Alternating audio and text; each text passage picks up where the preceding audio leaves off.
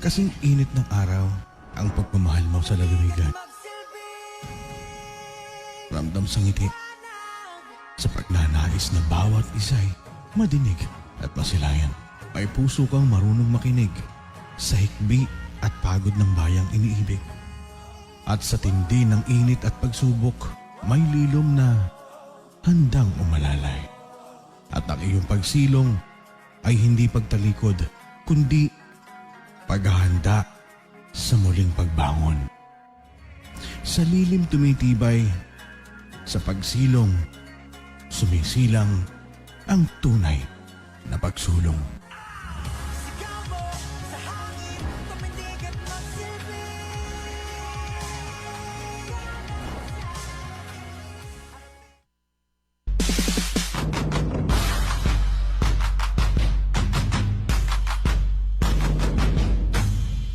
Servisyong Gadiano,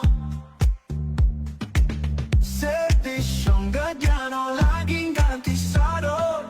La la la la la la la la la la. Servisyong Gadiano, la la la la la la la la. Dam dam lo. Naisagawa na ang SGLGB turnover ceremony para sa concreting of pathway ng Sitio Giginto, Barangay Santa Maria, Bayan ng Abra de Ilog. Ang proyektong ito ay may haba na mahigit sa kalahating kilometro na nagkakahalaga ng 1 milyong piso mula sa pondo ng probinsya. Ang pagkakaloob ng pondo mula sa Provincial Government of Occidental Mindoro sa mga barangay ay bilang tulong at pag-alalay dahil kabilang sa Seal of Good Local Governance for Barangays ng DILG ang mga huwarang barangay. Sa nasabing turnover ceremony, napatunayan ang ganap at tunay na pagtutulungan ng mga mamamayan at ng pamahalaan, kung saan patuloy na dadaloy ang mga suporta, proyekto at programang lubos na makakatulong sa mga mamamayan ng Kanlurang, Mindoro. Kasama ni Governor Ed Gadiano sa turnover ceremony, sina Abra de Ilog, Vice Mayor Aika Almajo, Provincial Embao Focal Person Angelo Tayo, Punong Barangay Menandro Agito ng Santa Maria, at mga kawani ng pamahalaang panlalawigan at ng LGU Abra de Ilog.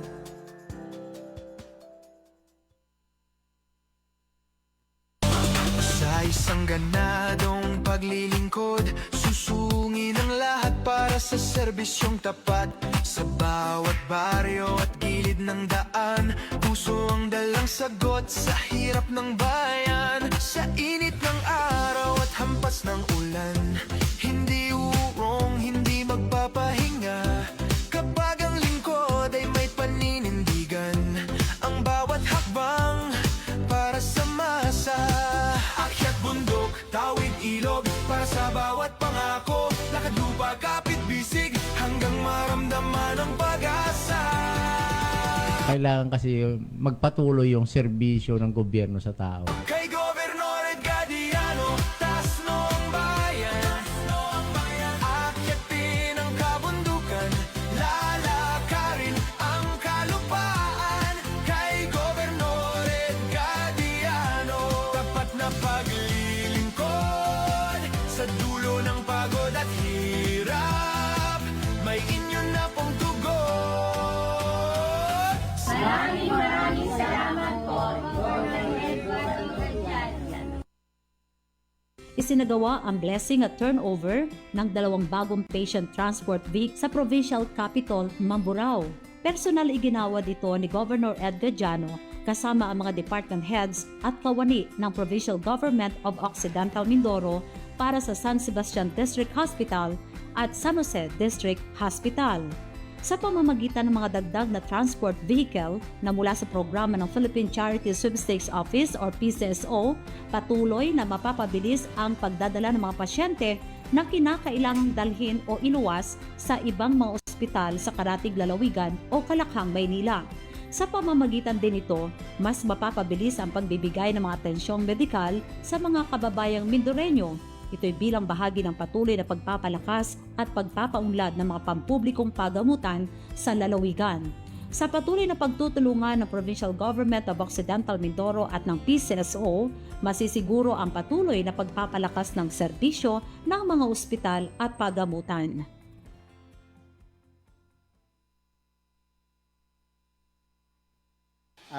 Dahil po sa pangunguna ng ating mahal na Gobernador Ed Cadiano, sa lahat po ng suporta sa atin dito sa Barangay Lagnas, lahat ng mga pinagawa dito ni Gob, mga completing, lahat po ito hanggang Victoria, siya po yung nakasuporta, siya lahat ng nagpagawa. Lahat po, pati doon, lahat ng putol-putol po sa ngayon, tapos na po, putol-putol nating mga kalsada. Lahat po na naiwan na putol-putol, dugtong-dugtong na po ngayon. Kaya kami nagpapasalamat sa ating mahal na Gobernador Ed Cadiano. Lalo na yung ating napiktuhan ng Tisoy, yung nagiba nating covered court po, yan nagiba po.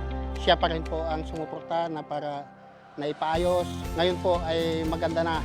Kaya sa ating gobernador, lahat ng mga project namin dito ay talagang tapos na po. Hinihiling po namin na lahat ng resurvey natin after 2027 ay tuloy po na may pagawa natin sa ating mahal na gobernador at kami po ay nagpapasalamat sa kanyang suporta dito sa Barangay Lagnas.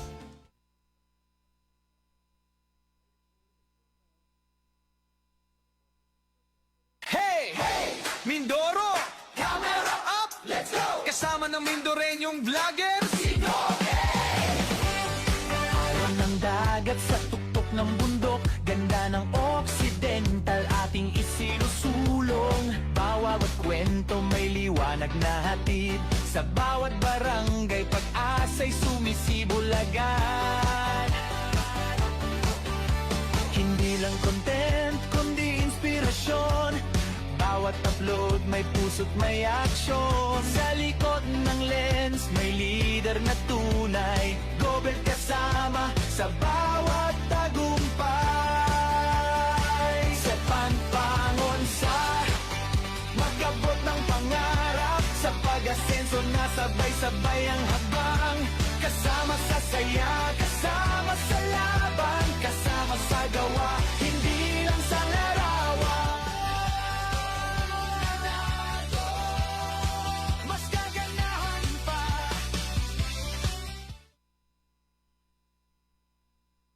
Ngayong araw naman po ay nasa Zone 4, Barangay Ibud po tayo dito sa bayan ng Sablayan at para inaugurate itong concreting na ipinagkaloob po ng ating probinsya at ito naman pong drainage canal na galing naman po sa SGLG incentive para sa barangay na mula din po sa probinsya sa pangunguna po ni Governor Ed Cadiano. Ang sabi po ng pamunuan dito ay tuwing tag-ulan, ito pong lugar na ito ay talagang binabaha. Malaki po ang nagiging pinsala sa mga crops at simula po nung nailagay na itong ating drainage canal ay naging maayos na po ang dalay ng tubig.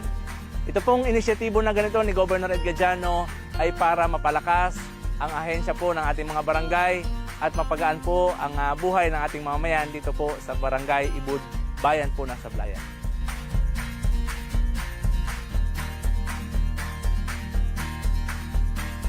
Ako po ay nagpapasalamat sa ating mahal na gobernador sa binigay niya na proyekto dito sa Zona 4. Ito po ay malaking tulong po sa mga magsasaka na dumadaan dito. Sa binigay po nila na 2 milyon na access road at saka yung atin pong irrigation canal ay malaking tulong po sa amin. Kaya maraming po salamat mahal na gobernador at sana may maulit pang muli.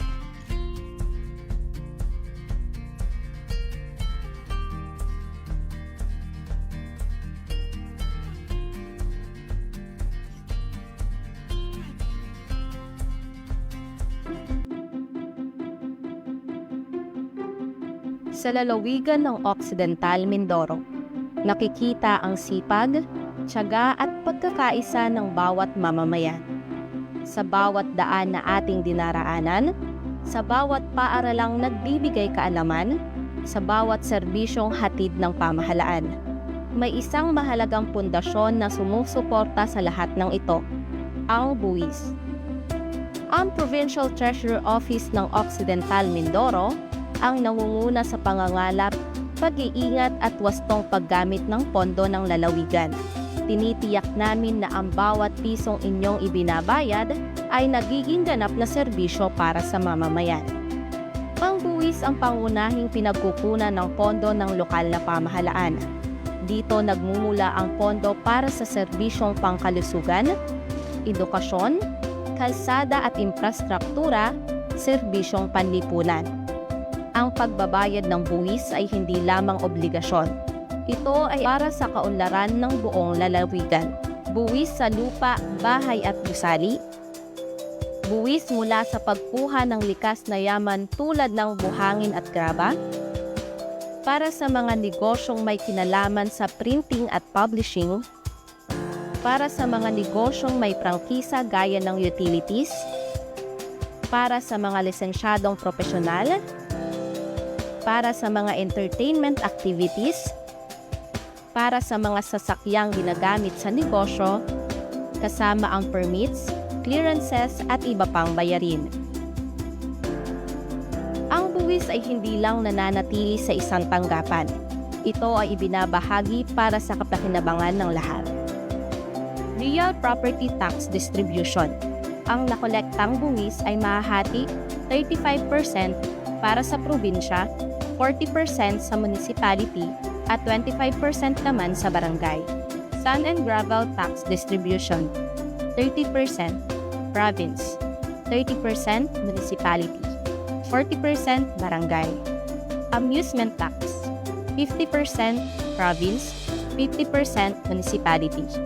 Ibig sabihin, ang buwis na inyong ibinabayad ay direktang napupunta sa inyong komunidad. Mula barangay hanggang lalawigan. Ginagamit ito sa pagpapatayo ng kalsada, suporta sa edukasyon, serbisyong pangkalusugan, disaster preparedness at social services. Ang bawat buwis na inyong binabayaran ay isang hakbang patungo sa maunlad na Occidental Mindoro. Sa tamang pagbabayad ng buwis, tayo ay nagiging katuwang ng pamahalaan sa pagbabago. Magbayad ng tama, magbayad sa oras dahil ang buwis mo para sa progresibong Occidental Mindoro. Malugod na tinanggap ni Governor Eduardo Bigadiano ang pagbisita sa kanyang tanggapan ni NFA Regional Manager Beverly M. Navarro kasama ang ilang opisyal ng NFA Branch Office. Ang ganitong pagkakataon ayon sa gobernador ay sumasalamin sa matibay na ugnayan at patuloy na pagtutuluan ng National Food Authority at ng pamahalang panlalawigan para sa kapakanan ng ating mga magsasaka at mamamayan. Ito ang magsisilbing daan sa higit pang pagpapalakas sa mga programa kaugnay sa seguridad sa pagkain at pag-unlad ng ating lalawigan. Kasama rin sa naging panauhin na Occidental Mindoro Branch Manager Harold Cuartero, Assistant Branch Manager Kathleen Gonzalez, Regional Economist Maria Paz de Chavez, at Operations Head Francis Esteban.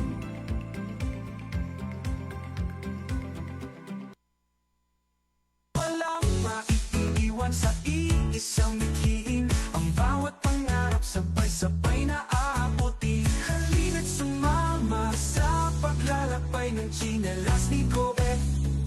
Sama-sama sa iisang layunin. Serbisyong ganado nais maiparating sa inyo. Ang tsinelas ni Gobe. Tsinelas ni Gobe.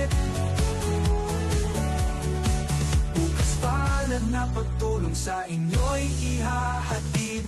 Ganadong araw, patuloy na ipinapatupad ng pamahalang panlalawigan ng Occidental Mindoro ang Open Door Policy. Sa pangunguna ni Governor Ed Gadjano, layunin ng programang ito na mas mapalapit pa ang publiko serbisyo at agarang matugunan ang pangangailangan ng bawat Mindoreño. Tuwing Lunes at Martes nasa map sa area si Governor Gadjano. Miyerkules naman ay nasa Sablayan. At tuwing Huwebes naman sa San Jose para sa mga taga-Samarica area. Sa ilalim ng patakarang ito, personal na nakikipag-usap ang gobernador sa mga mamamayan upang makinig, magbigay ng tulong at maghanap ng agarang solusyon sa kanilang mga suliranin. Kaya naman hinihikayat ang lahat na makipag-ugnayan sa itinakdang araw at oras upang direktang makausap si Governor Ed Gadjano. Mula rito sa Provincial Capital of Occidental Mindoro, ako si Joy Evangelista para sa Ganado News Report. Sa atas ni Governor Eduardo Bigadiano, mahigit kumulang sa 60 individual ng Barangay Alibog, Magsaysay ang naserbisyuhan ng serbisyong ganado caravan nito lamang ika-6 ng Abril. Pinilahan ng libreng medical at dental mission kung saan ang mahagi ng mga gamot at bitaminang kinakailangan at iba pang serbisyong pangkalusugan. Nagkaroon din ng libreng bakuna at deworming para sa mga lagang hayop, pamimigay ng pananim na gulay. Pinangunahan naman ng Philippine Statistics Authority at pagproseso sa mga residente na wala pang dokumento tulad ng birth certificate at national ID, na mahagi rin ng hygiene kits para sa mga health workers at mga barangay tanod at nagsagawa ng raffle draw na nagbigay saya sa mga residente. Tunay na serbisyong pinarapit sa tao, serbisyong ganado, ganado na mas gaganahan pa. Ano ba yung vision mo, Gob, sa ating lalawigan? Isang simpleng salita. Isang lalawigan na maunlad, mapayapa, na nananampalataya sa dakilang lumikha, makatao, makabayan, na may katarungang panlipunan, nangangalaga at nagpapahalaga ng ating kalikasan. Abot kamay si Ed, gobernador ng bayan, serbisyong ganado. Abot kamay si Ed, katuwang ng bawat isa tungo sa pag-unlad.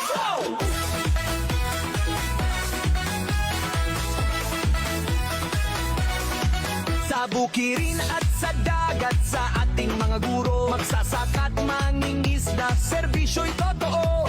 Mga estudyante, katutubot, kabataan, GovEd laging nandyan, katuwang ng bayan. Kapit kamay, sabay-sabay, Occidental Mindoro, sabay ang tagumpay. Abot kamay si Ed, sa bawat Mindoreño, serbisyong totoo, galing sa puso ito. Gobernador Gadiano, sa puso't bayanihan, abot kamay si Ed, serbisyong ganado. Ganado na, mas gaganahan pa.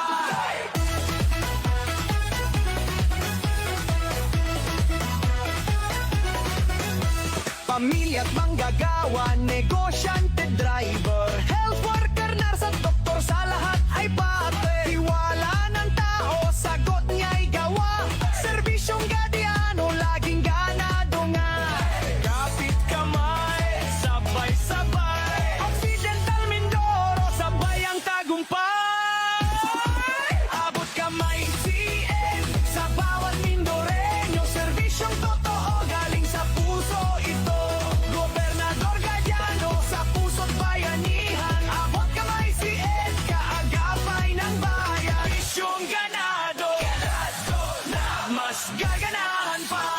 Abot ng puso, abot ng pangarap, GovEd katuwang sa ating pag-angat. Walang maiiwan, lahat ay kakampi. Occidental Mindoro, sabay tayong sisindi. Abot kamay si Ed, GovEd Gadiano, serbisyong ganado. Abot kamay si Ed, kakampi ng bayan sa bagong kinabukasan. Abot kamay si Ed, sa bawat Mindoreño, serbisyong totoo, galing sa puso ito. Gobernador Gadiano, sa puso't bayanihan, abot kamay si Ed, gagapay ng bayan. Serbisyong ganado, ganado na, mas gaganahan pa.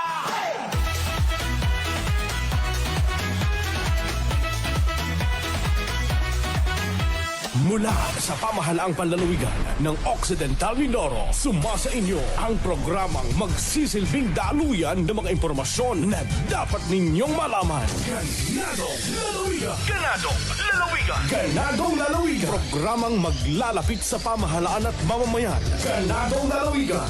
Magbibigay ng napapanahon at mahalagang mga balita, paglilinaw sa mga kasalukuyang usapin. Ganadong Lalawigan! Update sa mga programa at proyekto ng pamahalaang panlalawigan at pagsagot sa inyong mga katanungan mula Lunes hanggang Biyernes, alas 11 ng umaga hanggang alas 12 ng masarap na pananghalian. Ganadong Lalawigan! Ganadong Lalawigan! Hatid sa inyo ni Governor Eduardo Bigadiano. Ganado na, mas gaganahan pa. Makakasama ninyo ang mga pinagkakatiwalaang lingkod bayan, Helen Pilaro de Guzman at Ferdinand. Ganadong Lalawigan! Ganadong Lalawigan! Ganadong lalawigan.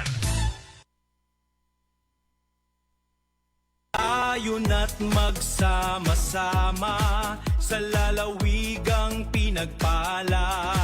May pagkakaisa't damayan, ganado sa kaunlaran. Mga ngiti walang kapantay, sa bawat araw at buhay. Ganadong lalawigan, ganadong lalawigan. May pagkakaisa't damayan, ganado sa kaunlaran. Mga ngiti walang kapantay, sa bawat araw at buhay. Ganadong lalawigan, ganadong lalawigan, ganadong lalawigan.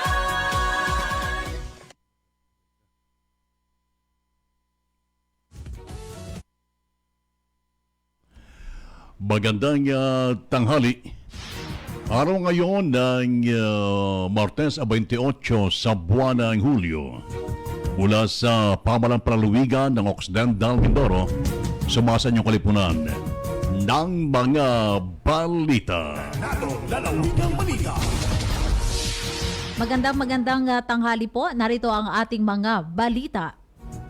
Ibinahagi ni PDRP Focal Person Elmer Veracruz na kabilang ang Occidental Mindoro sa mga lalawigang matagumpay na nakapagproseso at nakapagpatupad ng mga proyekto sa ilalim ng Philippine Rural Development Project or PRDP. Anya, marami ng proyektong naaprubahan sa lalawigan at ang ilan sa mga ito ay kasalukuyan ng naipatutupad. Ayon kay Veracruz, hindi lamang infrastruktura ang saklaw ng PRDP, kundi maging ang enterprise development na nakatuon sa pagpapalakas ng kabuhayan ng mga magsasaka at mga mangingisda. Kabilang sa mga proyektong pang-infrastruktura ang farm-to-market roads at mga tulay na nagiging daan para mapabilis ang pagbiyahe ng mga residente, negosyante at mamimili. Dahil dito mas nagiging madali ang pagpapadala ng mga produkto sa pamilihan at lumalawak ang oportunidad sa negosyo. Tumataas din ang halaga ng mga ari-arian sa mga komunidad na napaglalagyan ng mga proyektong ito. Sa sektor ng agrikultura, binigyan din ni Veracruz na malaking ambag ng mga onion storage facilities na pinondohan ng PRDP. Kabilang dito ang mga pasilidad sa Magsaysay o sa bayan ng Magsaysay at bayan ng San Jose na kapwa nagkakahalaga ng 98 million pesos. Garon din ang mas malaking onion storage facility na naaprubahan para sa bayan ng Mamburao. Anya, ang laki ng proyekto ay nakabatay sa kapasidad ng kooperatiba at sa kakayahan nitong magbigay ng kaukulang counterpart. Malaki rin anya ang naitutulong ng PRDP sa industriya ng tuna sa lalawigan ng Occidental Mindoro. Sa loob ng 5 taon ay patuloy na ginagamit ng mga mangingisda at traders ang fish landing facility sa bayan ng Sablayan. Ito ang nagsisilbing sentro ng pagproseso at pagbebenta ng kanilang huli. Nagbibigay rin ito ng kita sa barangay, kooperatiba at lokal na pamahalaan sa pamamagitan ng mga bayarin at iba pang kaukulang singilan. Dagdag pa ni Veracruz, nakalinya na rin ang pagpapatayo ng karagdagang processing at support facilities para sa industriya ng tuna. Kabilang sa mga kinikilalang tuna-producing municipalities sa Occidental Mindoro ang bayan ng Rizal, bayan ng Kalintaan, Sablayan, Santa Cruz, Mamburao at bayan ng Paluan. Sa bayan ng Rizal, meron nang naitayong tuna processing facility para sa isang samahan ng mga mangingisda sa ilalim pa rin ng PRDP. Sa pamamagitan ng mga proyektong ito, patuloy na naitataguyod ng PRDP ang pag-unlad ng infrastruktura, agrikultura at pangingisda sa Occidental Mindoro. Ito ang nagbubukas ng mas maraming oportunidad sa kabuhayan at paglago ng lokal na ekonomiya. Ang Occidental Mindoro ay maganda ang naging katayuan doon sa pagproseso ng mga proyekto at naka-avail tayo, nakakuha tayo ng maraming proyekto. Kaya masasabi ko na maswerte tayo dahil nakapagpa-approve tayo ng mga proyekto at yung iba ini-implement na. Samantala sa iba pa nating mga balita, matagumpay na nagtapos kamakailan ang 20 kalahok mula sa mga bayan ng Abra de Ilog, Mamburao, Santa Cruz, Calintan at San Jose sa 8 araw na paddling guide training na nagawa noong July 20 hanggang 27. Sa naturang pagkasanay sa mailalim ang makalahok sa mga leksyon at aktual na pagkasanay sa tamang pamamangka, water safety and rescue, first aid, tour guiding at Filipino brand of service excellence. Layon nitong higit pang mapaunlad ng kanilang kakayahan upang makapagbigay ng ligtas, maayos at dekalidad na serbisyo sa mga turista. Inaasahan din makakamit ng mga nagtapos ang akreditasyon bilang mga paddling guide ng Department of Tourism bilang bahagi ng patuloy na pagpapalakas ng turismo sa lalawigan. Nagpayag naman ng pasalamat sa Governor Eduardo Bigadiano at ang Provincial Tourism, Culture and Arts Office sa pangunan ni Lucille Bico sa lahat na naging katuwang sa pagkasagawa ng programa, lalo na sa Blue Water Consultancy at Department of Tourism Mimaropa, gayon din sa mga lokal na pamahalaan at tourism stakeholders na patuloy na sumusuporta sa pagpaunlad ng industriya ng turismo sa Occidental Mindoro. Lalawigang balita. Isinagawa naman sa training center sa bayan ng Mamburao ang Interagency Process Orientation para sa AKAP Hub program sa pangunguna ng pamahalaang panlalawigan ng Occidental Mindoro sa ilalim ng administrasyon ni Governor Ed Gadiano. Dinaluhan ang orientation ng mga kinatawan ng iba't ibang partner agencies at mga ospital sa lalawigan. Ito'y para mapalakas ang koordinasyon at higit na mapabilis ang paghahatid ng mga serbisyong pandipunan sa mga nangangailangan. Sa kanyang mensahe, binigyan din ni AKAP Hub Bukal, Ryan Gadiano Sioson, ang kahalagahan ng pagtutulungan ng mga ahensya para maging mas epesyente at maayos ang pagpapatupad ng mga programa at serbisyo para sa publiko. Tinalakay rin sa aktibidad ang mga umiiral na alituntunin ng bawat partner agency at mga issue na inilahad ng mga kinatawan ng mga ospital para higit pang mapahusay ang koordinasyon at proseso ng pagbibigay ng serbisyo. Nagbahagi rin ng mga mahalagang update si AKAP Hub Focal Person Cynthia Claire Baginat, kabilang ang impormasyon tungkol sa bagong bahay kanlungan. Sinundan ito ng open forum kung saan naiparating ng mga kalahok ang kanilang katanungan at mungkahi. Sa pagtatapos ng programa, nagpasalamat si Executive Assistant 5 at PGO Department Head Mary Lou Cologan sa patuloy na pakikiisa ng mga partner agencies at stakeholders. Binigyan din niya ang kahalagahan ng patuloy na pagtutulungan para makapaghatid ng mas mabilis, maayos at dekalidad na serbisyo para sa mga Mindoreño. Ganado, lalawigang balita. Samantala, nagsagawa naman kamakailan ng massive anti-rabies vaccination ang Office of the Provincial Veterinarian, katuwang ang Municipal Agriculture Office of Mao, San Jose, at Barangay Council ng Barangay Bayotbot dito sa bayan ng San Jose. Ito po'y bilang tugon sa kumpirmadong kaso ng rabies sa naturang lugar. Isnagawang pagbabakuna matapos magpositibo sa rabies ang isnailalim na specimen sa confirmatory test. Dahil po naman dito agad na nagpatupad ng OPV at Mao San Jose ng malawakang pagbabakuna sa mga aso at pusa sa buong barangay upang maiwasan ang pagkalat ng sakit. Patuloy ding pinapanalahanan ng OPV ang mga pet owners na pabakunahan ng regular ang kanilang mga alagang hayop laban sa rabies at agad na iulat sa pinakamalapit na Municipal Agriculture Office or Office of the Provincial Veterinarian ang anumang hayop na nagpapakita ng sintomas ng sakit. Isnagawa ang aktibidad sa ilalim na pamumuno ni Provincial Veterinarian Dr. Leonie Coden, katuwang ang mga technical staff ng OPV, Mao San Jose, Barangay Council ng Bayotbot at mga barangay health worker sa suporta ng pamahalang panlalawigan ng Occidental Mindoro sa panguna ni Governor Eduardo B. Gadiano. Mamaya, Helen, ay kaugnay nito, makasama natin si Sonia Gallardo ng Office of the Provincial Veterinarian para matalakay natin itong tungkol sa rabies na ganito. Yes, but may nababalitaan tayo ilang lugar na kumbaga ay nakakakitaan na mayroong rabies, no, sa kanilang alagang aso. Sige, mamaya yan, tabayanan nyo sa ating programa. Sa iba pa rin natin mga balita, sa patuloy na pagbibigay ng suporta at kahalagahan sa mga katutubong mangyan, nagsagawa ng regular na pagpupulong at ugnayan sa mga ICAO Extension Service Units ng mga katutubong pamayanan sa Samarica area. Ito ay pinangunahan ni ICAO Focal Person Voltaire Valdez, Executive Assistant 1 at PGO Samarica Executive Assistant 2 June V. Lee. Ito ay bilang kinatawan nga ni Governor Eduardo Bigadiano na isinagawa sa Barangay Bagong Sikat Covered Court sa bayan ng San Jose. Kasabay ng nasabing pagpupulong ang pagkakaloob ng mga insentibo para sa mga lider na katutubo na kanilang magagamit. Ito'y para sa iba pang mga katutubong gawain para sa kanilang mga pamayanan.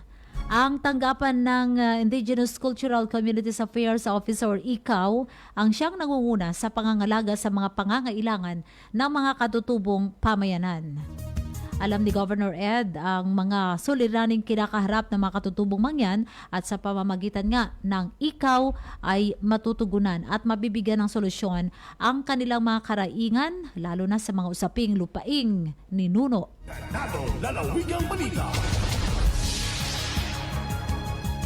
Samantala sa atin po namang panghuling balita, sa patuloy na pagsusulong ng inklusibo at makataong pamamahala, personal na dumalo si Governor Ed Gadiano sa regular na pagpupulong at may pag-ugnayan sa mga ICAO Extension Service Units sa mga katutubong pamayanan ng Abra de Ilog bilang bahagi ng pagpapatupad ng mandato ng Indigenous Cultural Communities Affairs Office o ICAO. Kasama sa Vice Mayor Patria Aika Almaho at Makinatawan Provincial Treasurer's Office at ICAO Focal Person Voltaire Valdez is nagawa rin ang pamahagi ng mga insentibo sa mga lider ng katutubong pamayanan at office supplies para sa bawat ICAO Extension Service Unit. Samantala, mainit tinanggap ng mga katutubong leaders si Governor Ed at nagpahayag ng pasalamat sa patuloy na suporta ng kanyang administrasyon. Sa kanyang mensahe, tiniyak niya ang patuloy na paghatid ng programa magpapalakas ng kabuhayan, karapatan at kapakanan ng mga tutubong pamayanan sa ating lalawigan ng Occidental Mindoro. Lalawigang balita. Mga kaibigan, sa niyo pong ating mga balita ngayong Martes ng tanghali. Ako po yung nakasama, Ferdi Data. At ako po naman si Helen Pilaro de Guzman. Sa ating pagbabalik, makakasama natin ang ating kaibigan mula sa Provincial Veterinarian's Office. Okay, si Ma'am Sonia Gallardo. Sa pagbabalik po ng ating programang Ganadong Lalawigan. Okay mga kaibigan, dapat nandito ngayon sa Bahay Kanluran, dito po sa Batangas City. Atin pong bibistahin at titingnan itong ating Bahay Kanluran. Saan kayo? Taga Mindoro po, taga San Jose Occidental Mindoro. Ano pong sakit ng yung pasyente? Kawasaki disease po. Saan kayo nagluluto ng pagkain? Andyan po, meron po kami mga dalang rice cooker po. Tingnan natin ha. No. Dito ngayon nagluluto ang ating mga kabayan mula sa Occidental Mindoro. Nako! Wow, sarap po ng karne. Salamat po kay Gob, may ito kaming natuloy ang bahay dito. Maraming salamat po Gob at talagang isang malaking kabawasan din po sa aming mga problema ang pabahay na ito. Maraming salamat po. Maraming salamat po.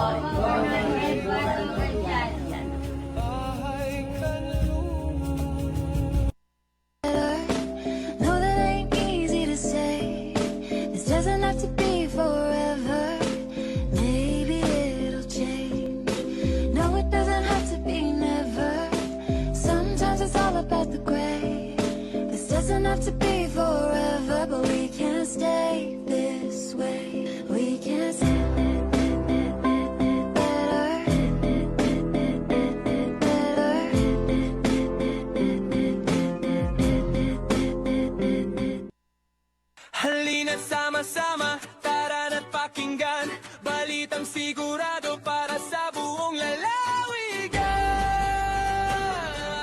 Magandang tanghali.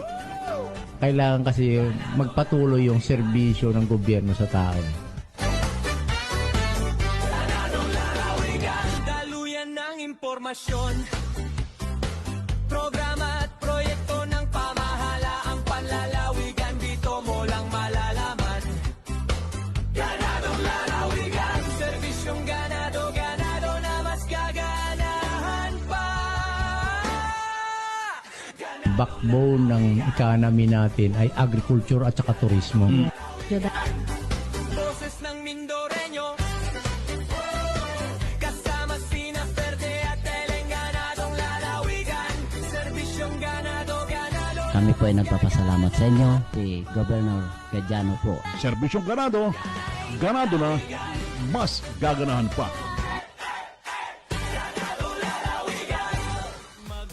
Magsama-sama sa lalawigang pinagpala.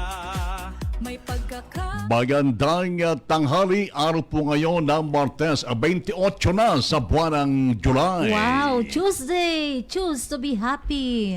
At syempre, happy ang mga buntis ngayon. Oh, dahil? araw ng mga buntis sa San Jose District So, Hospital. dalawang araw pa lang araw ng mga buntis. Akala ko Webes. Tuesday at saka Thursday. Okay. Tatakot. TTH. Alam mo, takot ako sa pwede pag bigla. buti na lang meron tayong chat GPT in the name of Ma'am Jerina Pablo. No, sige, hindi na ako magtatanong. Pero alam mo, kasi binigyan talaga, sabi nga ni Doc Apple Domingo, ang Chief of Hospital ng San Jose District Hospital, lagyan natin ng araw ang mga buntis kasi ang dami talaga every day maraming nanganganak. Ay, bakit nga ba napakarami nagbubuntis? Ay, di ba may programa na family planning? Yung bang family planning ito ba naging effective? Kung effective ito sana, nami-minimize yung mga buntis. Ay, makikita dapat nga araw-araw may check up. Kaya lang dahil sa napakarami ay nilagyan ng scheduling. Kaya Tuesday and Thursday, dami pa rin nagtatanong. Ay, bakit kaya maraming nabubuntis? Yun. Pero yung schedule dito, Helen, sa District Hospital, ay isa rin bang schedule ng pagbubuntis? Ng araw ng mga buntis, iba't ang buong hospital natin, na 7 hospital sa lalawigan. 7 hospitals. Parang hindi. Dahil yung ibang mga infirmary hospitals ay sinasabay na rin nila sa araw-araw na mga iba't ibang klase ng kanilang mga chine-check up. Sinasabay na? Kasi hindi naman ganun kadami, hindi katulad ng San Jose District Hospital. Talagang naabot din ng daan. Dami, tapos talagang araw-araw ang mga discharges, ibig sabihin yung mga lumalabas, yung mga nanganak. So parang ang dami talagang nakikater ng mga buntis at nanganganak diyan sa San Jose District Hospital. Kasi alam naman natin na sila ay talagang lumalabas ng mga NBB. No balance billing. Yan ang mahalaga. Wala silang binabayaran kapag nandiyan sila sa charity o doon sila tinatawag nating ward. Tsaka maganda rin namulat na sa kaisipan at mata at kaisipan ng ating mga kababayan na mahalaga ang check-up sa mga buntis. At hindi kung saan-saan sa nagpupunta, kundi dyan mismo sa District Hospital natin. At ang level 1 na hospital lang, katulad ng San Jose District Hospital, ang mga hospital natin dito, ay tumatanggap ng, sila lang yung tumatanggap ng high-risk pregnancy, na hindi naman pwede sa mga RHU at sa mga infirmary hospital gaya ng dito, sa San Jose. Kapag binanggit na high risk. Sabi ko na may tanong Buti na lang may chat GPT, Ma'am Jerina Pablo. Sabi, sino ba yung mga high risk na tinatawag? Pag sinabi kasing high risk ito yung mga suwi siguro? Hindi, sila yung mga delikadong magbuntis. Ayun nga, dahil baliktad yung bata. Mapanganib ang kanilang pagbubuntis. Sino itong mga ito? Yung 35 years old and above. Yung mga 17-year-old pababa din. 75 years old pataas ang sinabi ko pa. 75 years old? 35. 35 years old and above. At saka 17-year-old below. Sila yung mga high risk na tinatawag. Tapos yung mga may comorbidities. Ibig may sabihin, sakit sa puso, may hypertension, may sakit sa puso, may diabetes, etc. At saka yung mga underweight or overweight. High pati risk din okay. sila. Mga obese, tsaka Oo. malnourished. So, yun, ang level 1 hospital, level 1 category hospital na katulad ng San Jose District Hospital, sila lang yung na tumatanggap ng mga high risk pregnancy. Pero Alam mo, pero ito i-inform lang din natin ang public. Sige. Mas maganda na meron tayong check-up no sa San Jose District Hospital, regular check-up, lalo na pag inabot tayo ng 7 months ng ating pagbubuntis, dapat meron na tayong check-up na ginagawa sa San Jose District Hospital para pag nanganak kayo, pag nanganak ay nagkakaroon tayo, madali na lang yung madali silang i-entertain, no, pagpasok nila, i-admit Tsaka alam yung sila. history. Alam. Halimbawa, ganito, Helen. Malalo yung mga nasa malayong lugar. Kung kailan mga anak na, saka doon pupunta sa ospital. Oo, Walang tapos, record. Oo. So, Paano yung ganon? Tinatanggap din. Walang magawa kundi tanggapin, pero Okay. alam mo yon, mahirap sa part ng doktor, no, ng magpapaanak, kasi papaano nga kung may Baka may condition depresya pala, yung bata, baka oo. mamaya sabi mo nga suhi, no. So kasi pag 7 months hanggang 8 dire-diretso na kasi yan, lagi na yung check-up. Pero yung first month, second month hanggang 6 month, diyan naman sa yan, mga RHU, so inyong mga health centers, pwede naman dong magpatingin at mag-regular Correct. check-up. Kaya nga may mga health centers tayo. Gamitin po natin yan. Yes, Gamitin natin. RHU, Okay. ganun din. And gusto ko rin sanang matanong, hindi na ikaw, Helen, yung mga doctors natin, especially si ating PHO. Kasi dumadami ngayon, Helen, yung mga bata na nagpa-positive sa yung bagong anak, yung positive agad. Positive sa, ano nga tawag dito? Si Kwan, positive si Elmer si Ernest Ernest? Ano na? ADHD ba tawag doon? ADHD? Positive?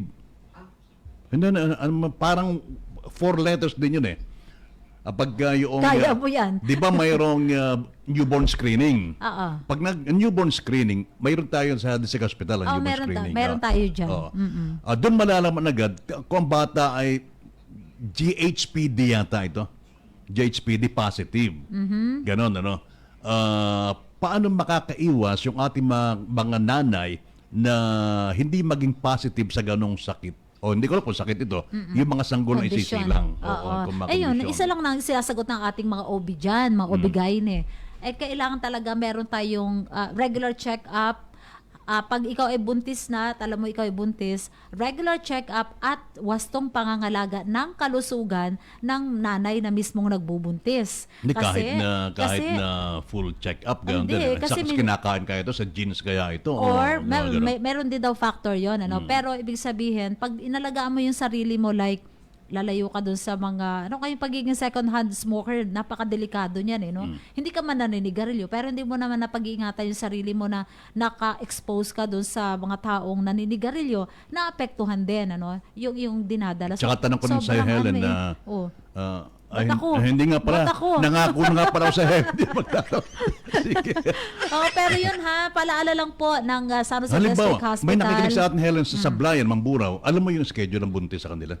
Hindi ko masyadong Pero ako ang sa ulo ko lang syempre ay pag Tuesday and Thursday, araw ng buntis dito po sa San Jose District Hospital. At syempre, na-encourage po kayo ng ating mga OB-GYN dahil meron ho tayo diyang OB sa San Jose District Hospital. Nag-ugaliin ang regular na pag-check up, lalo na po kapag kayo nasa 7th 8 months ng inyong pagbubuntis, kasi doon nagkakaroon talaga sila ng mga ultrasound at saka yung mga kinakailangang gawin para sa ating mga dinadala. May mga pa rin ba, Helen, mga anakan? Mayroon, lying in clinic. Oo naman, nag-exist pa rin sila.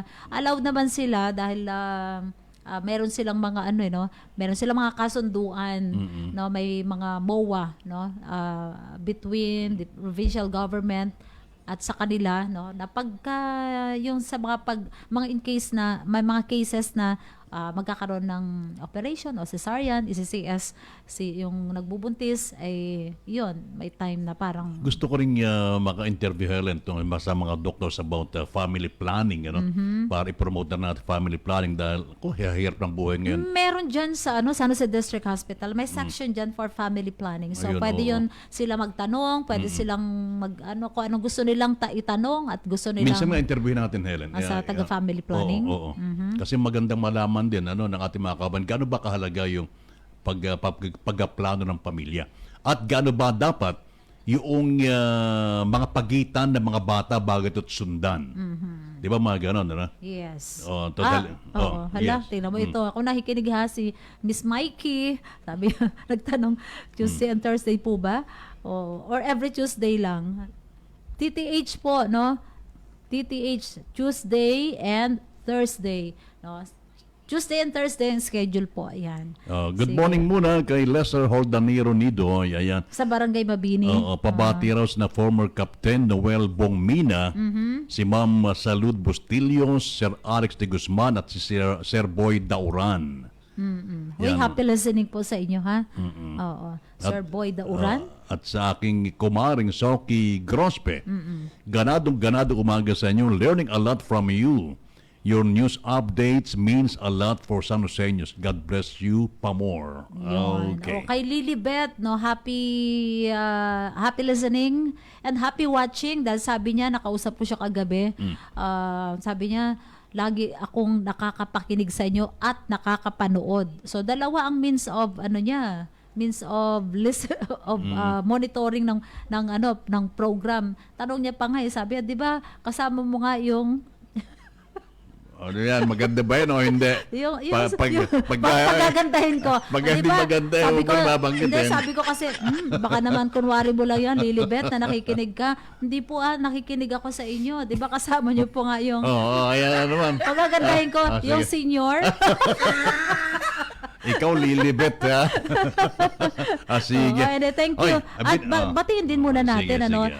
malapit na ang installation,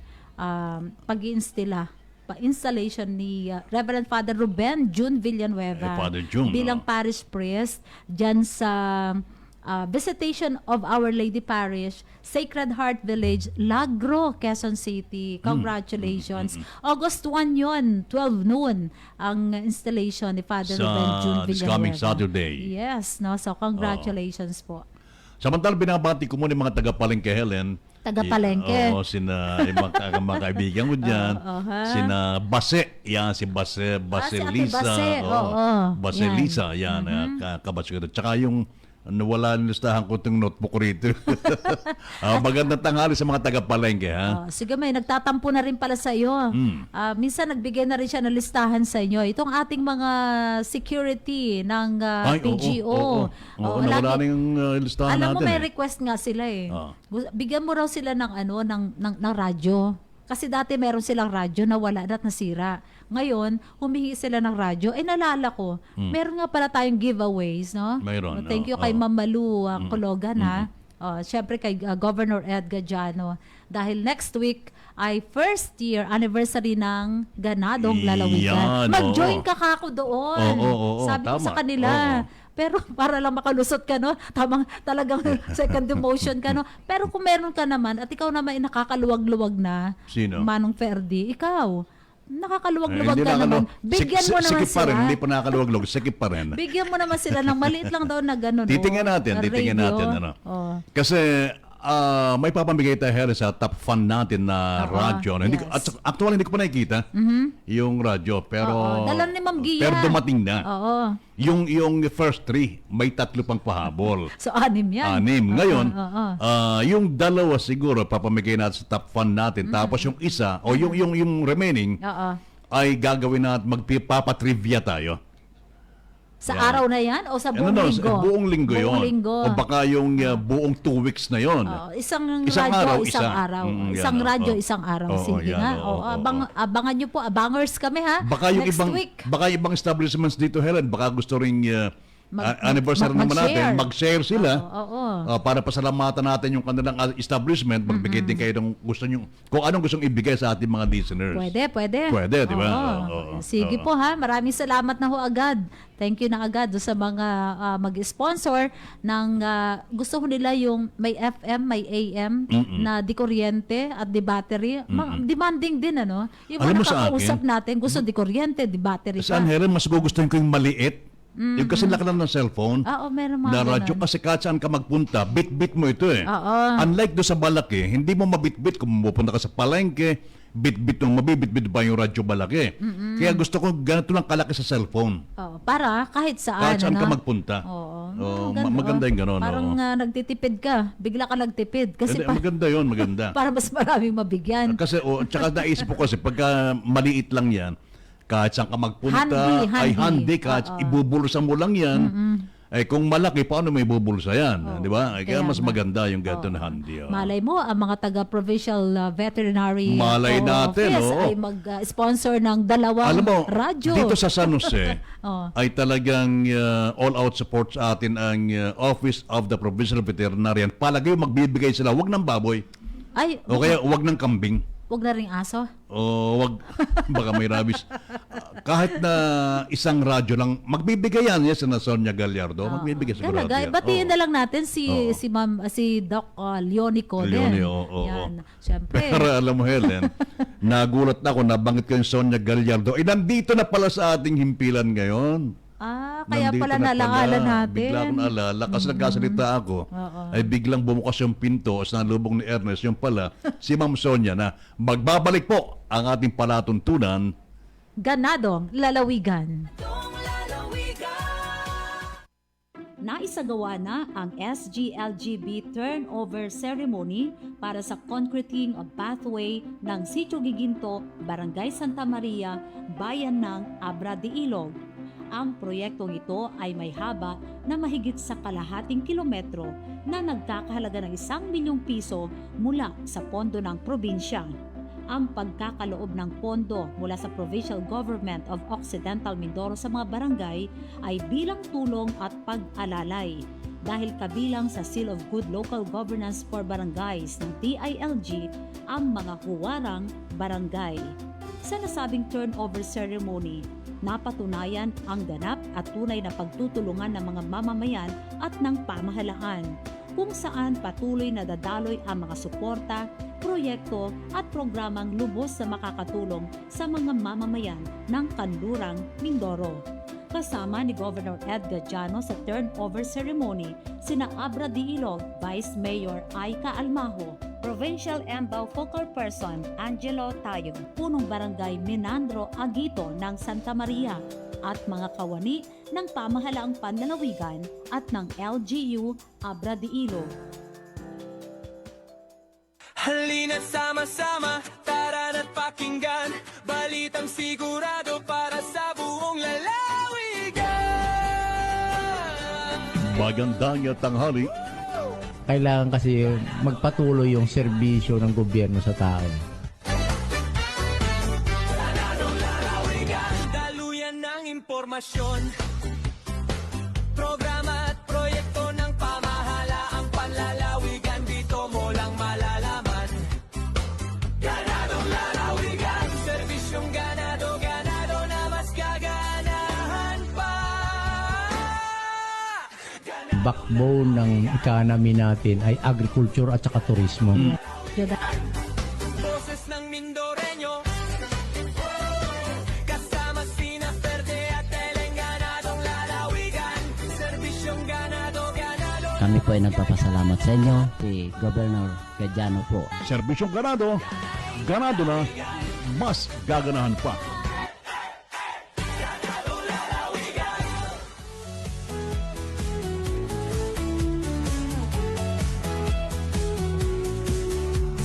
Magandang tanghali. Muli po welcome sa ating palatuntunang ganadong lalawigan, Helen. Yes, at Salamat, nandito ka ngayon. this time ay makakasama na po natin yung kanina pa nating ibinibida na si Ma'am Sonia Gallardo. Na ngayon, sabi nga natin, sabi ni Ernest kanina, Ma'am, ano na po ba ilalagay ko? Ilagay mo na ka. Oo. Siya na po ang ating Agricultural Center Chief 2. At Yeah. dahil siya ay nakapag Promoted, Oo, promoted siya. Wow. Noong last na interview natin sa kanya, 1 pa lang. Pero siya naman ay naabisuhan na, Oo. na talagang po-promote. Kaya lang ayaw niya pang gamitin hanggat hindi siya nakakapanumpa. Eh, So syempre tapos naman. na, panunumpa. Oo. Siya ngayon. Congratulations, ha? Congratulations. May dala kang pansit dyan. Alam mo, Helen, kamakailan ay nagsagawa ng massive anti-rabies vaccination ang Office of the Provincial Veterinarian, kasama yung yung MAU dito sa bayan ng sa Barangay Bayotbot, sapagkat kung may kumpirmadong kaso ron ng rabies sa Bayotbot. Ayun. Oo nga, makibalita nga tayo Oo. tungkol dyan. Ma'am Sonia, good morning po muna. Welcome sa Ganadong Lalawigan Program. Good morning po sa lahat. Good morning po sa pamamagitan po ng ating ganadong governor at sa pamamagitan po sa pamumuno ng ating Provincial Veterinarian Doc Leonie Cuden. Kami po sa Office of the Provincial Veterinarian San Jose ay patuloy po sa lahat ng programa patungkol sa pangangalaga sa ating mga mamamayan o kumbaga magkaroon tayo ng safety environment. So kaya nga po ang hinihiling sa lahat na kung sakasakali katulad po nung nangyari sa Bayotbot, sila po ay aware. Nagkaroon po ng signs and symptoms yung aso at may rabies. So naging aggressive, tumapang, and then Okay. naglalaway. Tapos namatay after 3 days, 3 to 5 days po yata yun. So nung mamatay po, na-report, then kinuha yung specimen, ipinadala po sa RADDL, and then after 2 days po, lumabas yung result, positive. So ang immediate action po ng ating opisina ay siyempre ang ating massive anti-rabies vaccination sa Barangay Bayotbot. So nagkaroon po kami ng almost na 262 na Binakunahan. dogs and cats na bakunahan. Wala naman nakagat itong asong ito. Wala naman po. Aso or pusa? Aso po. Okay. Aso po. Wala naman pong nakagat, kaya lang nga po talagang siyempre may positibo. Yun po ang aming parameters para po magkaroon ng massive anti-rabies vaccination. Katulong po ang Municipal Agriculture Office ng San Jose sa pamagitan po ni Doc Joshua. Meron po silang bagong veterinarian, Doc Joshua Abellanosa, batang veterinaryo. Paano nyo sinagawa yung massive vaccination? Nagbahay-bahay o doon lang sa barangay hall? Kami po ay nag-house to house talaga po. Nag-house to house rabies vaccination. Kasi nga po kapag dating natin, pagka umaga, pag araw ng may pasok, marami po yung walang tao, yung mga bahay nila, nasa school, nasa bukid, kung saan-saan. So, nung tanghali po, magla-lunch na kami, before lunch, may mga sumundo pa po sa amin kasi saka lang po magkakaroon ng tao dun sa kanilang bahay, mahahawakan nila yung aso nila. So, hindi po kasi kami makapasok dahil sarado yung gate nila, yun po. Very Kaya cooperative naman sila. Opo, very cooperative 200 po. plus eh. Opo. Yun ang maganda po dito sa bayan ng San Jose. Aware po sila. Unlike po dun sa ibang munisipyo na medyo, kumbaga, alam po natin na hesitant pa sila.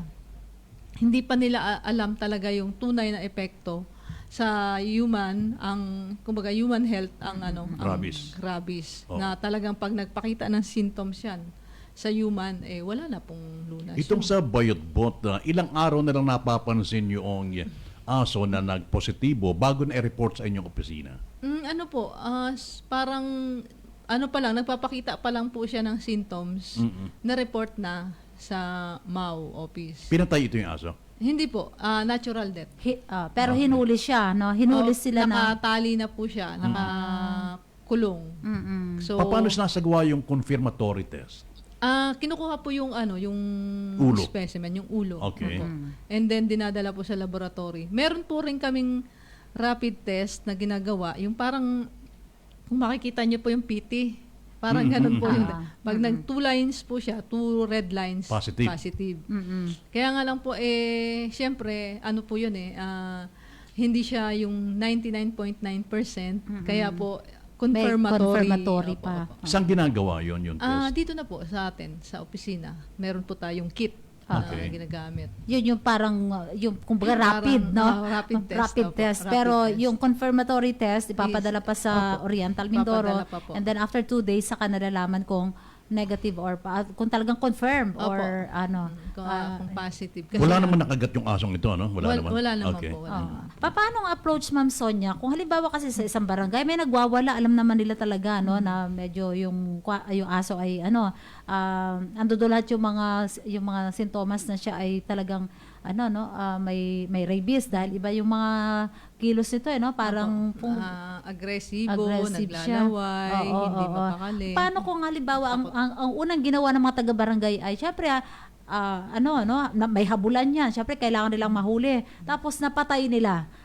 Napatay nila yung aso na yun dahil siguro hindi natin alam kung ano yung nangyari kung mangangagat tapos kesa makagat ay hinampas hanggang namatay siya. Paano ang proseso ng opisina ninyo o ng MAU pag merong napatay na siya, yung aso. Okay na ba na ibaon na yun o paano ba? Anong magandang gawin? Kung gusto pa pong ipa-confirm, pwede pong kunin ulit yung ulo. Wag lang pong na-damage na yung ulo. Kasi po pagka sabog yung brain, parang ang sabi po sa lab is mahirap hindi accurate yung result. Opo. Basta po hindi pa siya kumbaga po yung yung hemorrhage po todo. Opo. Kasi nga po basta't intact pa rin po yung brain.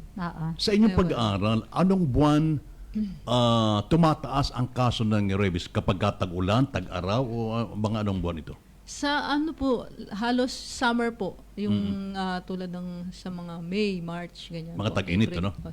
Tuwing summer po, mas mataas yung rate ng rabies. Ano yung reason bakit kapag tag-init tumataas ang kaso?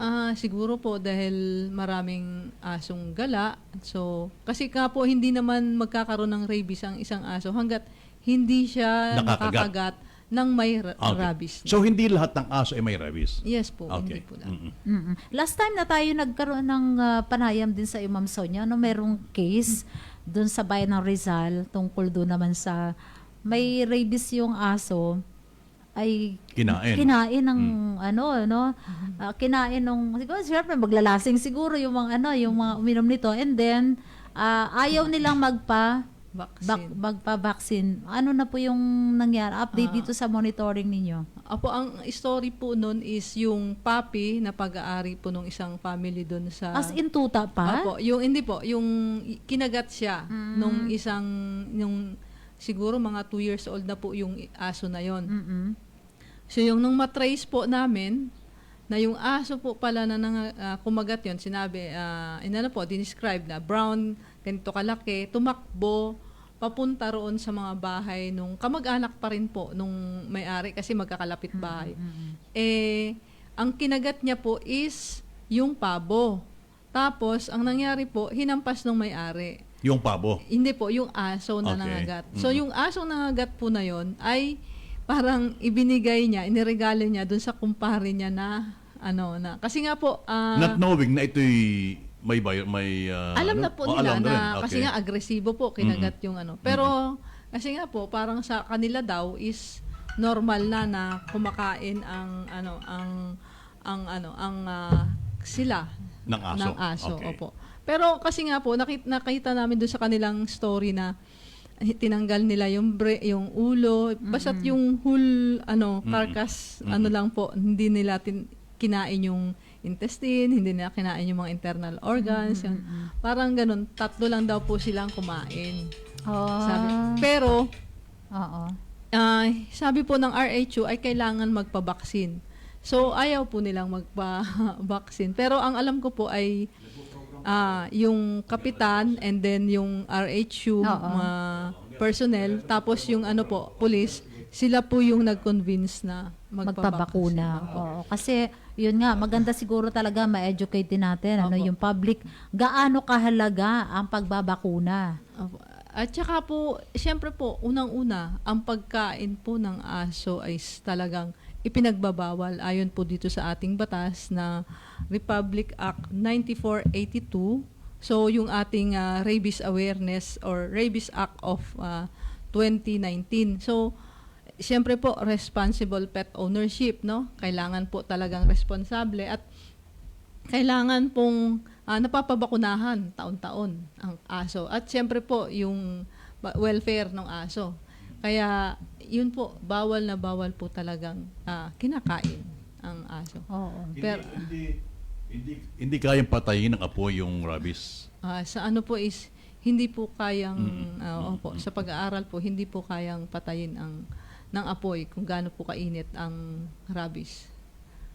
Kahit yata, no, parang doon sa isang research na nabasa din natin, yung karne niyan, kahit nilagay mo sa freezer, at siya ay nagyelo ng matagal, still, no, pagka na-defrost ay buhay pa rin si rabies. Ganun pala katindi ang rabies, no? Opo. Kasi kaya nga po, pag pinadala po namin yun sa laboratory, ay talaga pong nakasealed siya. Kasi nga po, hindi po pwedeng yung mag-drop ng blood or any yung water po niya. Talagang naka-PPE pagka gumagawa po nun. Siguro kaya, Helen, hindi kayang kahit ilagay sa freezer.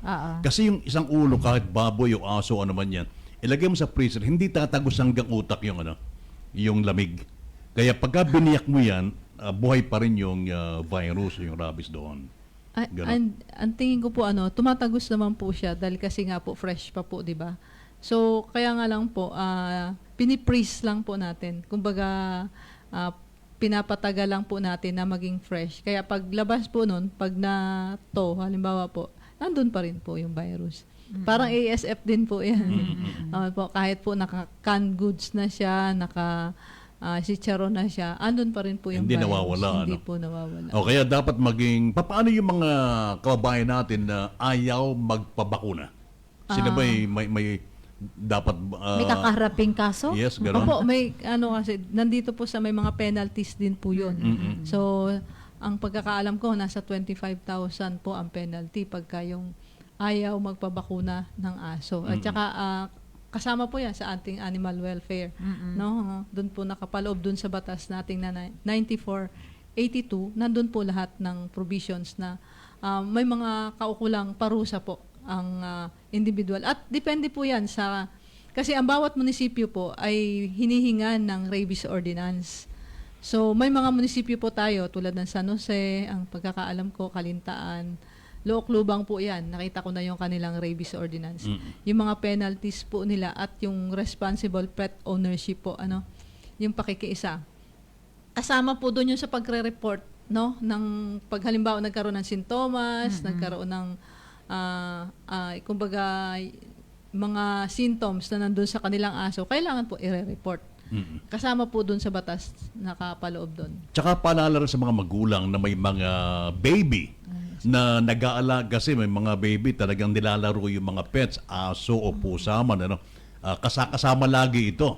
Kaya pagka lagi natin babantayan kung nakalmot man yan, nakagat, kasi yung bata hindi magsusumbong yan Kaya dapat tayo ay aware. Yung bang rabies ay nakukuha sa kagat o kasama na rin yung kalmot? Kasi po, hindi lang po sa kagat. Kasi po, yung laway niya. Once na po tayo may open wound, nalawayan lang tayo nung asong may rabies, kasama po yun. Kasi infected ka na. Infected ka na. Mabilis po kasi yung travel sa ating blood vessel, sa ating blood, nerves, sa ating blood vessel, yung virus. Napakabilis po niya. Kaya po, pagka yung talagang sinasabing from your waistline above, iba po tapos yung kagat po is kumbaga kinakategory po ng mga human doctors yan, na kung anong klase, kung talaga pong dumugo ng todo, yung scratch lang, or ine-evaluate talaga ine-evaluate po nila yan. Ang animal bites, yung TC ng San Jose District Hospital, pila lagi. Opo. No, ang mga nagpapabakuna. Tapos nakikita natin ang ganyan. Ina-evaluate talaga, tinitingnan ano. Tapos binibigyan ng priority yung lalo na nakagat na malapit sa ulo. Sa brain. Sa So yung face. pala, ang tinitingnan pala dyan, mula dito sa bewang pataas. Opo. Yung pala yung medyo Critical po critical. siya. Oo. Ito gustong ulit-ulitin na itanong ko na natin Helen to sa kanya. Kaya lang gustong ulit-ulitin itanong ulit dahil yung ating mga kababayan baka nakakalimot kapag ka nakagat ng aso, tayo o sino man sa atin, ano ang unang-unang dapat gawin? Ayun po, kung halimbawa po tayo nakagat ng aso, unang-una po, wag po nating paduduguin. Basta hugasan po ng running water, yung kumbaga yung tumutulo po, Sa gripo. hugasan lang sa gripo. Para po wag pumasok yung virus. Kumbaga po, yun yung unang-una, yung ating first aid, hugasan ng ating mga yung kumbaga yung mga sabon na pangkaraniwan panlaba, sabon panlaba. Ayan na po, yung detergent soap. Yan po, wag po nating pipigain. At saka syempre po, yung alcohol, nakaka-irritate pa nga po yan eh. Basta huhugasan po ng malinis na tubig. Ilang minutong huhugasan? Kung mga 3 to 5 minutes po na pinapatuluan, ganyan. Okay. Medyo Hindi matagal. pala totoo yung kasi iba pinapadugo eh. Para po, wag, ano po. Palabas daw yung rabies. Tapos nilalagyan pa ng mga bawang. Opo. Hindi na po, tubig lang po. And Tubig then, lang. yung ano po, yung observation po dun sa aso. Kung halimbawa po, bakunado, yung aso ng regular vaccination naman po. Kumbaga, hindi po siya nag-expire for the last 3 years. And then, observation ng 7 to 14 days. Pag ang aso po ay walang naging sintomas, healthy naman po, pwede na pong hindi magpabakuna. Kaya nga lang po, syempre, depende po yun, yung peace of mind. Yeah, Kaya totoo. nga po, pero yun po, kasi talagang 7 to 14 days, pagka nagkaroon po ng sintomas, na namlay, na hindi kumain, nagkaroon ng sintomas, naglaway, naging agresibo, at namatay po yung aso. Yun po. Yun yung sa aso. Yun yung sa Pero aso. pag kayo nakagat naman, ano ang magiging sintomas ng tao?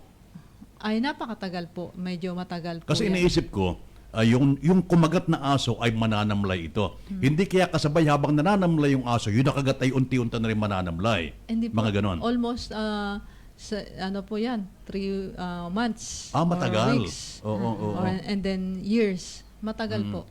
Kaya hindi isipin ng tao, dahil kaya siya nagkakaganon, o yung anak niya nagkakaganon, dahil nakagat ng aso, dahil matagal na nakagat eh. Opo.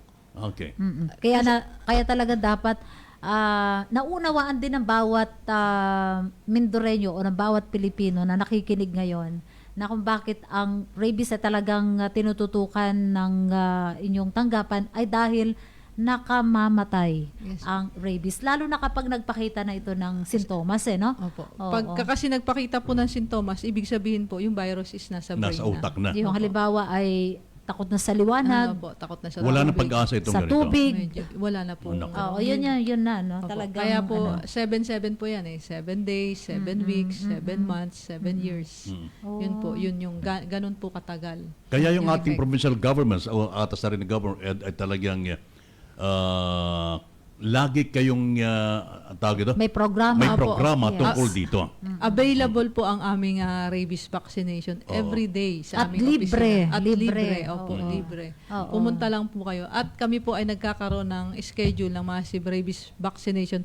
House to house na po yun. Kita mo yan, ano? So, Kayo na talaga ang Nilalapit na naglalapit. ninyo. Ilalapit Oo. na po namin sa inyo. Kasi yun po yung atas ng ating gobernador ay ilapit sa mamamayan po ang lahat ng programa. Oo. Ayun. Kasi sa buong bansa, sa buong Pilipinas, ang rabies talaga ay nananatili pa rin na isang seryosong public health concern. Ano? Kaya hanggat maaari ay talagang para maiwasan ito sa pamamagitan nga ng sabi nating responsableng pag-aalaga at saka yung pagpapabakuna Opo. ay talagang maiiwasan natin itong nakamamatay na rabies. Kasi once na po talagang yung sinasabi po, katulad po ng mga nangyayari dito sa atin, nagagalit po yung ating mga pasyente, yung ating mamamayan, pag dinala po sa hospital na nagpapakita na po ng symptoms, wala na pong ginagawa kundi kinakwarantin na lang, ninadalagay Inihiwalay na sila sa na. facility, Oo. inihiwalay na lang po. Syempre po, yun na po talaga ang kumbaga masakit na parte.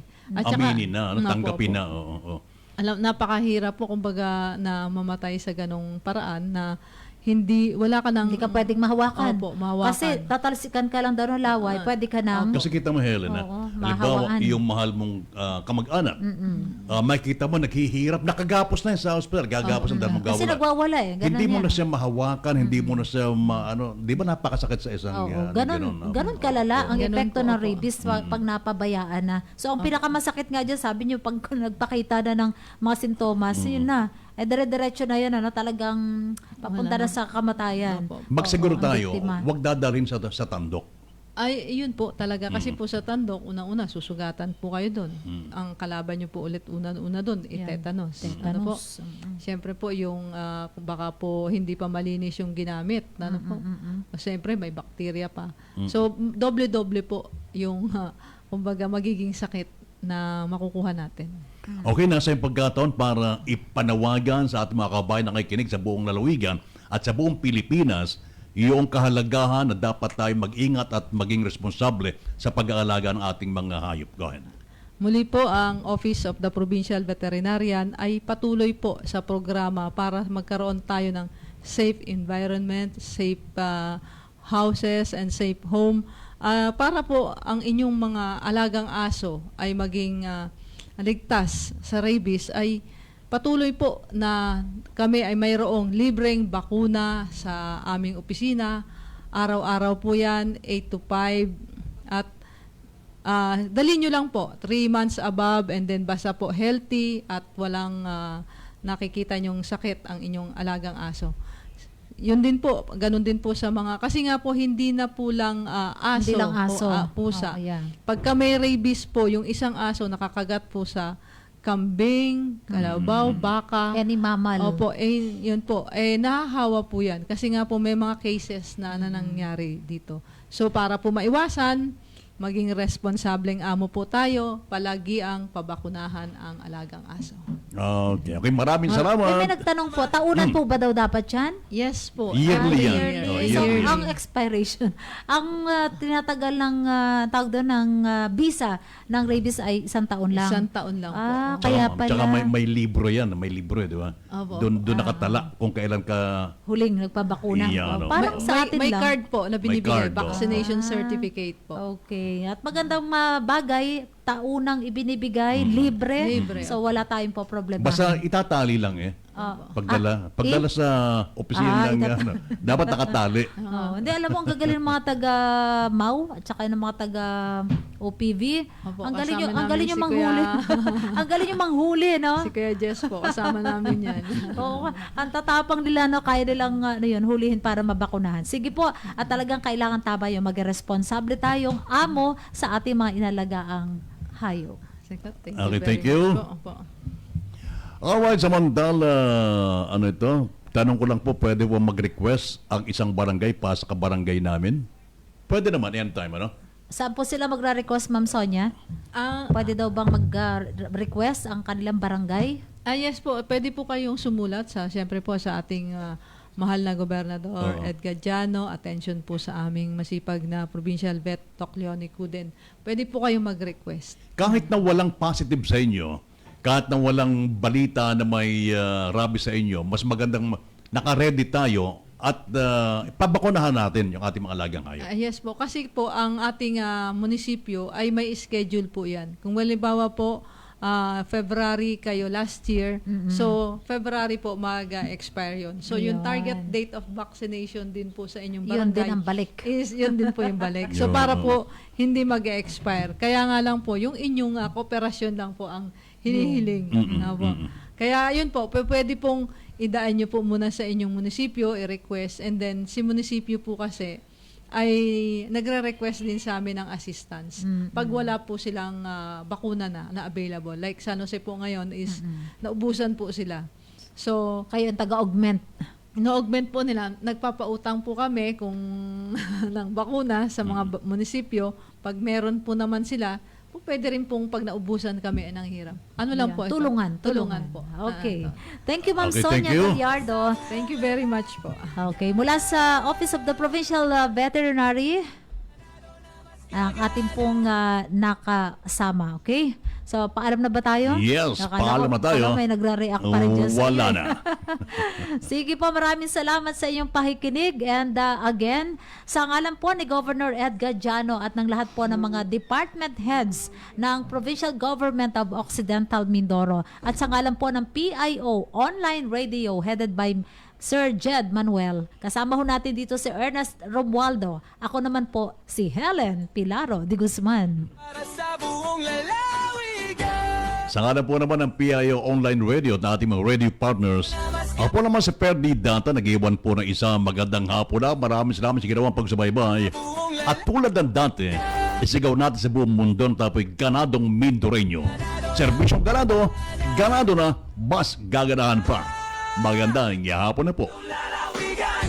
Halina sama-sama, tara at pakinggan, balitang sigurado para sa buong lalawigan. Magandang tanghali. Kailangan kasi magpatuloy yung serbisyo ng gobyerno sa tao. Daluyan ng impormasyon, programa at proyekto ng pamahalaang panlalawigan, dito mo lang malalaman. Ganadong lalawigan, serbisyong ganado, ganado na mas gaganahan pa.